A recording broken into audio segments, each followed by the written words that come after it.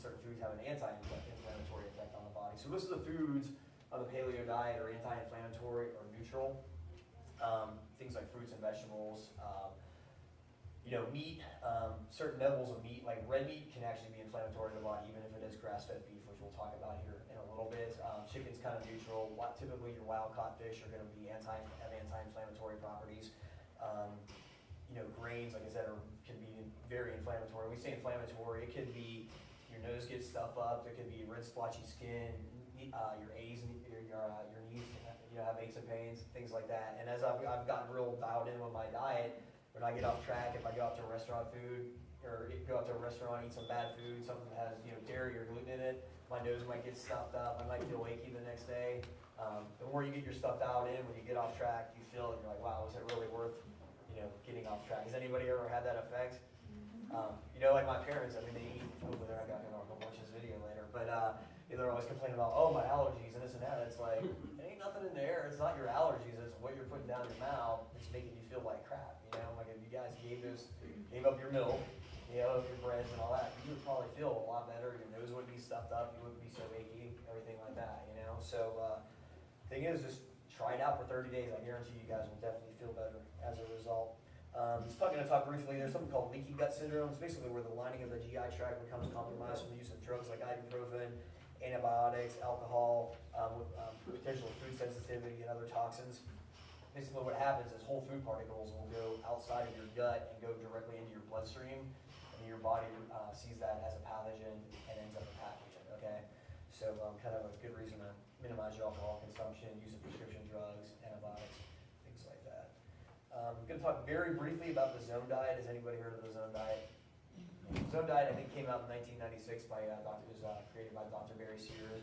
Basically, in a nutshell, it's where he came out with this magic 30-40-30% ratio, where if you consume 30% of your calories from protein, 40% from carbohydrates, and 30% from fat, you'll have optimal health and well-being. But he didn't take into consideration where those calories are coming from. So he's basically like, oh, you can get your protein from drinking milk, get your carbohydrates from eating, wheat toast, and get your fat from bacon fat, and you're gonna feel great, perform great, whatever, right?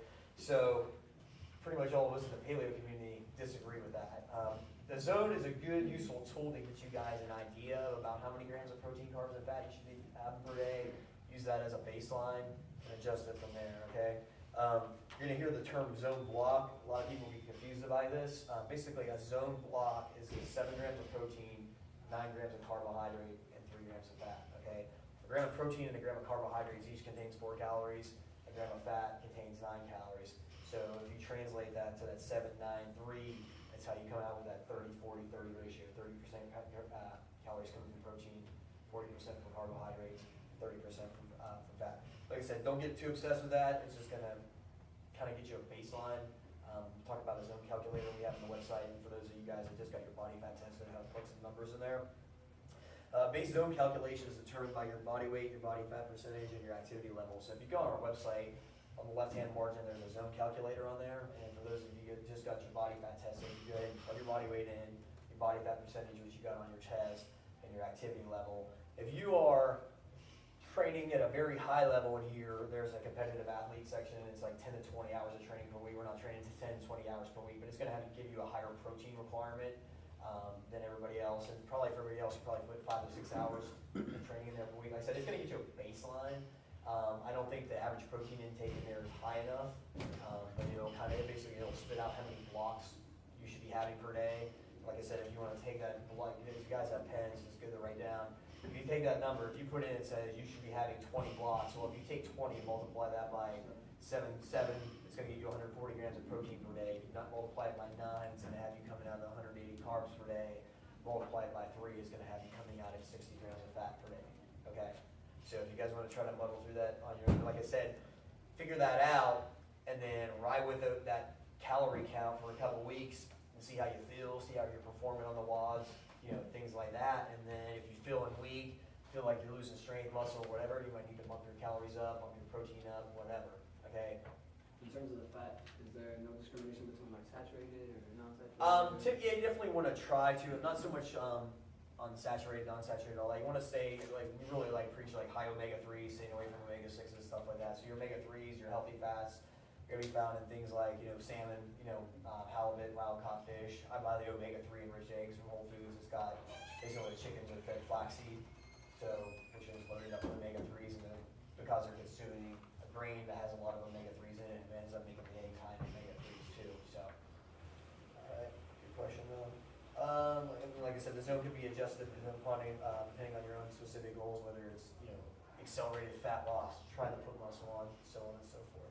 It's not gonna really have that on the website. It's kind of something that we can give you guys insight on as far as your personal goals or whatever. Let's see here, just a little bit more, who has a CrossFit Journal subscription in here? For like $25, you go to the CrossFit main site, $25 a year, you can get a CrossFit Journal subscription. So a plethora of all kinds of good information on there, just a lot of really good articles to read. I wish I had time to read it more. I don't, but just tons of great information on there for $25 a year. There's a journal article number 21, it kind of goes into the zone diet. Like I said, I'd rather have you guys not get like super obsessed with a zone block or anything like that, but it's just kind of good to get a baseline of like what you should be having.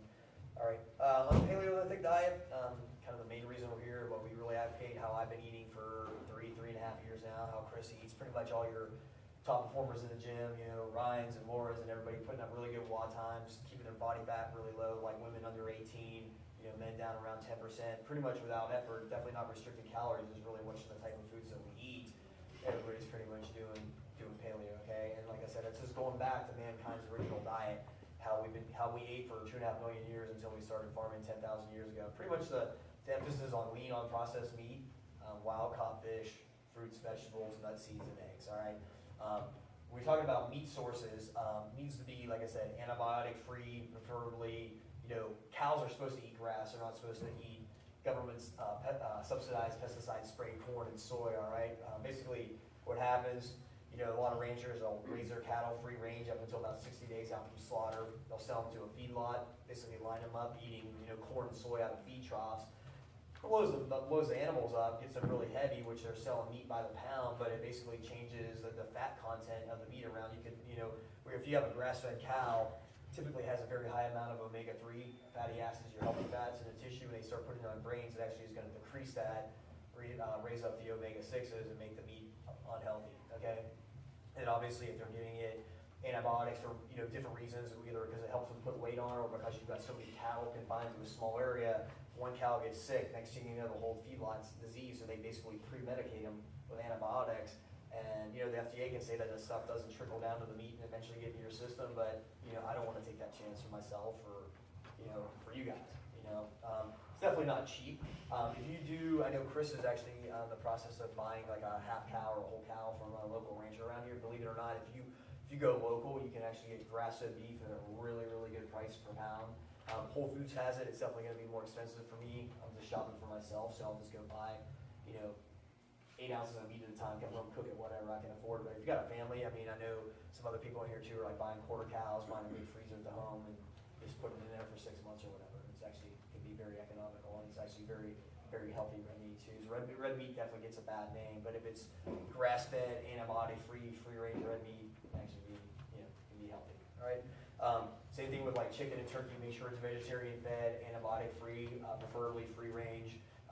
Once again, if you've got 12 chickens shoved in a little cage in a Tyson factory up in Dahlonega, well, they're going to pre-medicate them with, antibiotics. So if one chicken doesn't get disease, next thing you know, they're all sick and they all die off. All right. So free-range chicken, antibiotic-free, vegetarian-fed. Same thing, with pork. With fish, you got to really be careful about fish. People like, let's take for instance salmon. Like, oh yeah, I want to eat salmon. It's really good for you, right? Well, yeah, if it's wild-caught salmon. Because that's what you're looking for. You're looking for the omega-3s.